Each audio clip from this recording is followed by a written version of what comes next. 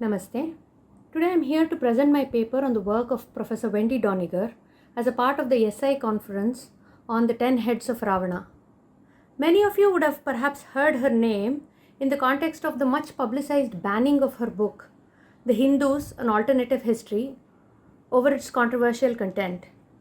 While the banning evoked various reactions across the spectrum of ideologies, many in the so-called right wing welcoming the ban, and many on the other side condemning the ban, etc., one thing surely happened.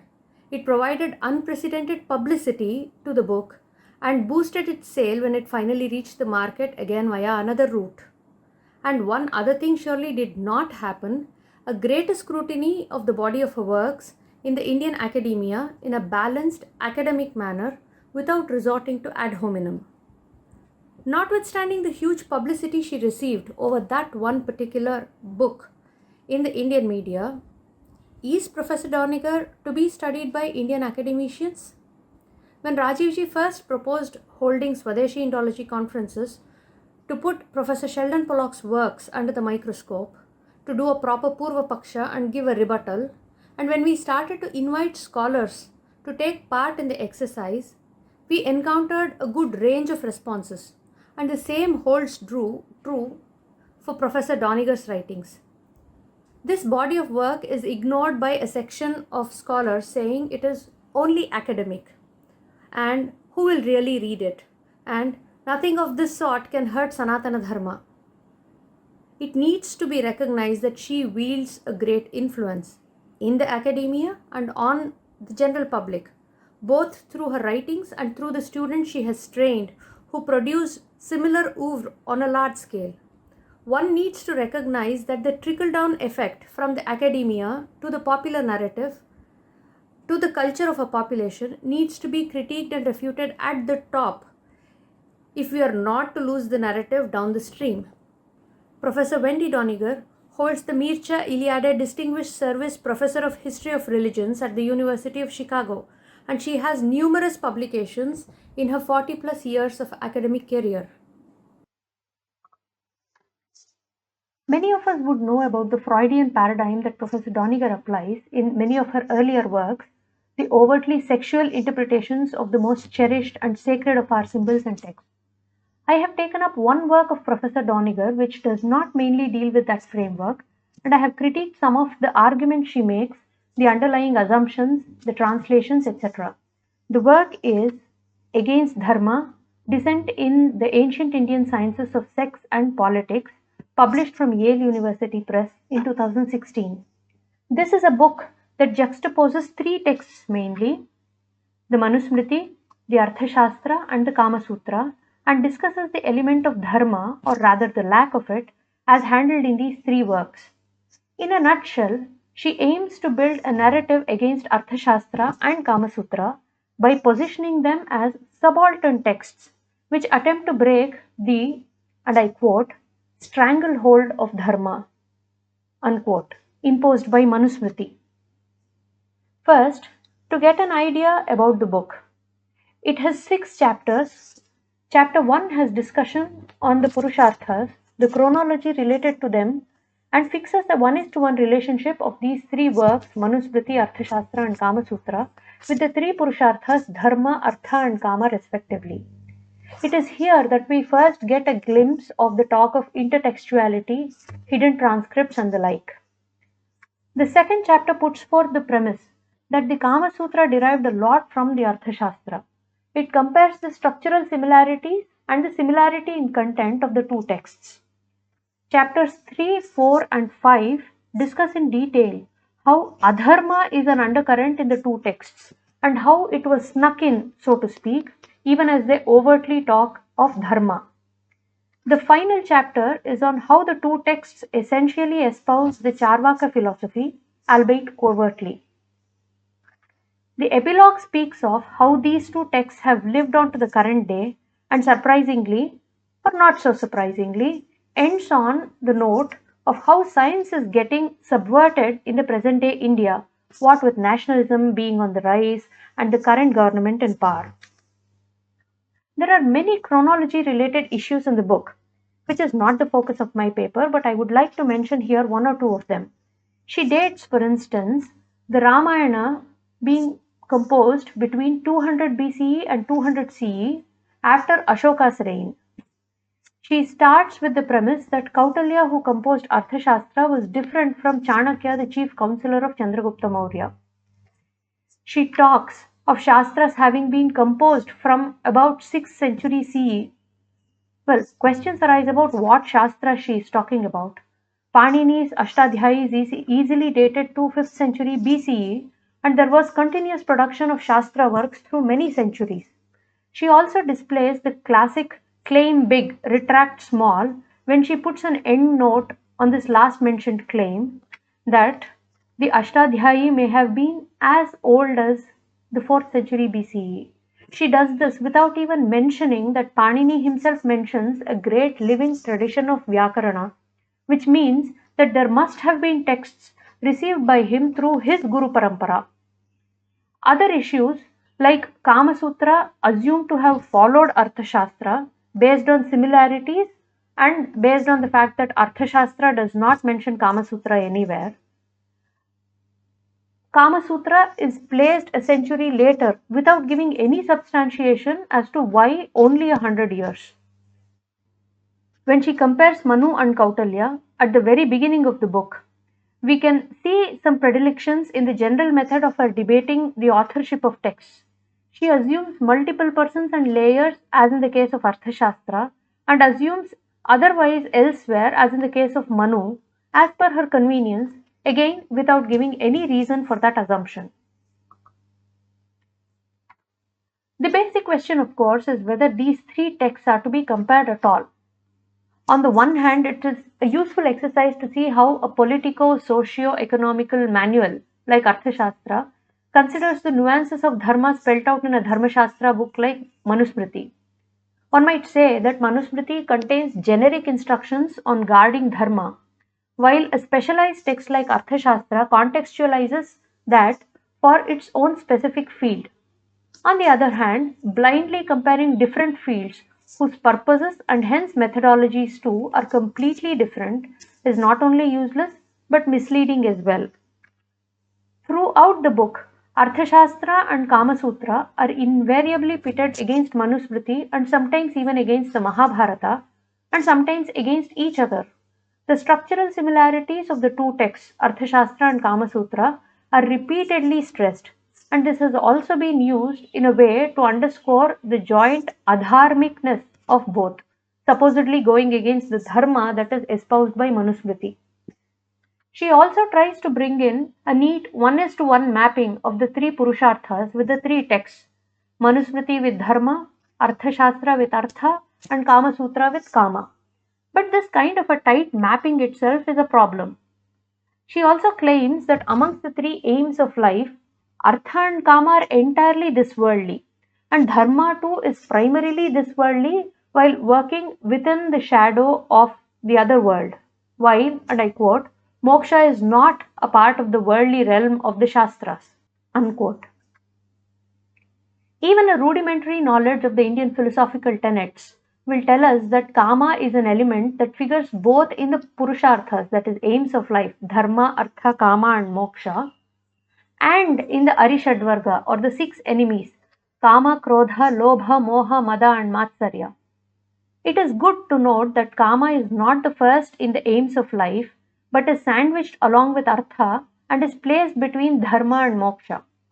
Sriranga Mahaguru gave a beautiful analogy to explain why the four Purusharthas are in this particular sequence, namely Dharma, Artha, Kama, and Moksha.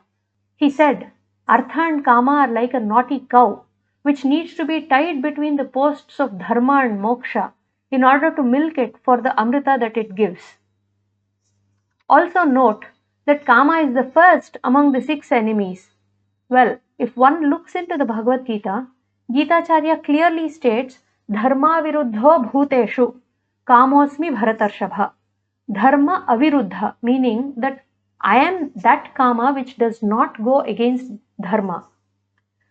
And also, Dharma is so much more than religion, and separating the otherworldliness of Dharma from its this worldliness and placing it alongside Artha and Kama presents a very skewed image. If Dharma is for a community and the next two are individual pursuits, as she argues, where will Swadharma get classified? There are a couple of other points that I make in the paper. She cites two other authors to describe how much less crooked Machiavelli was compared to Kauṭalya and Vātsyāyana, commenting that Kauṭalya makes Machiavelli look like Mother Teresa. I only wish to draw your attention to Christopher Hitchens' work, which shows with proof how Machiavellian Mother Teresa was, and I leave you to draw your conclusions. She also misrepresents the Purva Paksha tradition, stating that the authors of the two so-called subaltern works cite the Purvacharyas only to disagree with them. Well, anyone who has learnt even the basics of the Indian intellectual tradition will know the usage of Kechit Paksha, or some say. Kechit Paksha is very valid. When the scholar of the work summarizes the position of a particular Paksha, but doesn't want to name that Paksha out of propriety, because the scholar might feel that it might be treated as an ad hominem attack. And respectful disagreement with the Purvacharyas is the hallmark of classical Indian Shastraic texts anyway. We now come to the part where many practicing Hindus will have a problem in reading Professor Doniger's works. The mistranslations, whether deliberate or out of ignorance, that vilify the symbols and traditions that are revered. We all know about Rajivji's work on Sanskrit non-translatables, both as a section in his book Being Different and as a separate book, and you are presumably familiar with the issues with translating such terms. There is a note at the beginning of the book against Dharma about using words like Dharma, Adharma, etc. and not translating them. However, she employs a tactic which is much more insidious than merely translating the word as religion and using that. She assumes a particular meaning of Dharma which would be applicable only in certain contexts and uses the word Dharma to mean just that one thing while tacking on other concepts such as ethical, social, etc. So, in this book we come across expressions like ethical Dharma. Well, would there be unethical Dharma then? Theological Dharma, etc., which can be classified as nonsensical were they not so dangerous. I also give an example from her mistranslation from the portions of Ramayana where Rama is purportedly criticizing his father for, and I quote, giving in to young wives' sexual blackmail, unquote, and using one of her favorite tactics, which is stripping the words of their context to produce an effect, to claim that Rama saw that, and I quote, his father's values were entirely upside down, unquote. We do see some criticism of her translations in the academia, such as that of Professor Michael Witzel, but that is no longer available anywhere on the internet. The details of that criticism can now be found only in the Wendy's Child Syndrome essay of Rajivji and the book Invading the Sacred. Now we move on to Misinterpretations. To make her thesis that Arthashastra and Kamasutra are subaltern texts, she repeatedly states that their proclamations about Dharma is mere lip service and hence denies what these authors are explicitly stating in their texts. She imposes her own interpretations again and again, which is not unlike the 3D philology of Professor Sheldon Pollock, but this is a cruder brother. While most of the works she quotes to substantiate her arguments are from her own ideological kinsmen, she quotes from others too, like Professor S.K. Day, but she interprets his words to suit her argument. Now here is an example. A reading of Professor Day's words with the preceding and succeeding paragraphs will clearly show the truth of the matter. Professor Day says, it's worth noting that generally speaking, while the Dharmashastra was always anxious to note and reprimand transgression and enjoined sadachara or proper behavior as determinant of conduct, the idea of sense enjoyment and desire for wealth in accordance with the Shastras of Artha and Kama remained more or less unaffected. Well, what do you and I understand from this? Yes, Dharmashastras reprimanded transgression and were on the stricter side, but people did enjoy Artha and Kama in accordance with those guiding texts. Just reading Day's words in the previous page sets out the import even more clearly. He says the impression that is given by Vātsyāyana's work as a whole is that social life, if it gained in material prosperity and aesthetic culture, was still controlled in the main by the ideas of the Dharma codes. But she has interpreted as many of the ideas in these texts were antinomian or transgressive, challenging the Dharma tradition and often amounting to a tacit incitement to Adharma. I need not go into the details of her views on the Bhagavad Gita, etc., and those views coloring her interpretations. Moving on, let us see how language is used to exploit the fullest potency of words in this work. The hidden transcript was designed to challenge the stranglehold of Dharma. Note the stranglehold of Dharma. Kauṭalya to maintain power, Vātsyāyana to facilitate pleasure, in both cases without letting Dharma get in their way. Machiavelli himself is not nearly as Machiavellian as they. Elsewhere, more precisely, their prose chapters containing down-to-earth, often undharmic instructions are capped at the end by one or two verses that express dharmic exhortations contradicting the point of the preceding prose. Finally, there is the method of imposing foreign frameworks to Indian texts.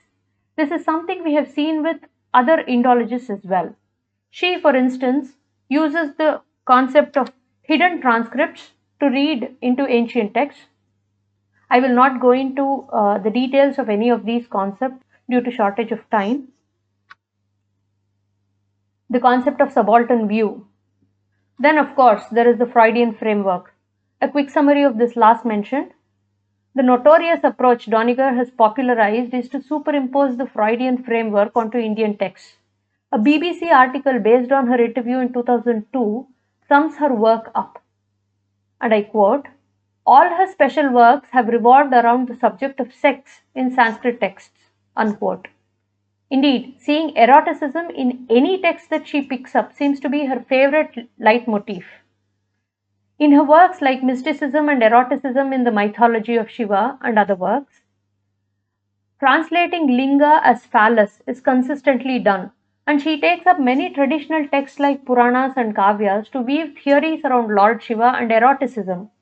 A brief glance at some chapter titles is very illuminating, such as Incest of Shiva, Apparent Lust of an Ascetic, Erotic Powers of an Ascetic, and so on.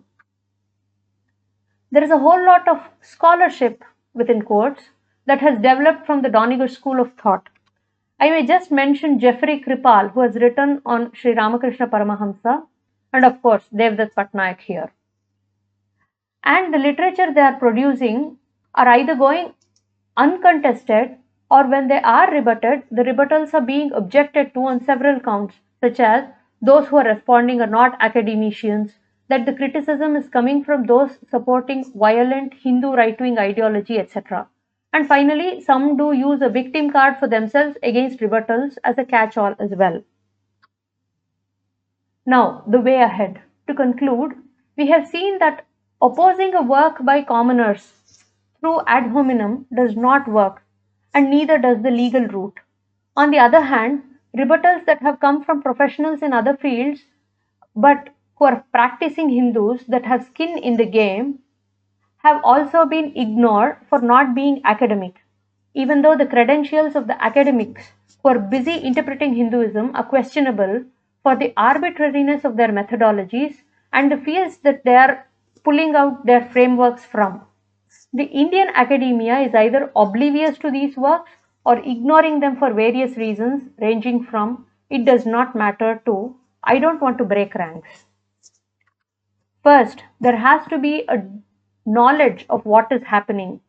That such works are influencing the narrative drastically has to be known. Then there has to be a desire to want to set the record straight, to want to academically rebut what is pushed academically. Then finally, it has to translate to effective action or kriya. Detailed critiques of these works are necessary by basing them on traditional texts and frameworks by trained insiders who have skin in the game in order to set the narrative right. This is the only way forward to level the playing field and bring back balance. As it has been so well said in Pratigna Yogandharayana, Dharmo hi atnaif purushena sadhyah. Dharma is possible only with the exertions of an individual. I am one of the many whose eyes were opened to this world of Indology and the narrative setting that it does on a global scale through the writings of Sri Rajiv Malhotra. I would like to take this opportunity to thank Rajiv ji for his vision. I would like to thank the organizers of this conference and in particular Srimati Divya Reddy for all the coordination and the other work that she has done in connection with the conference. And thank you all for a patient hearing. Namaste.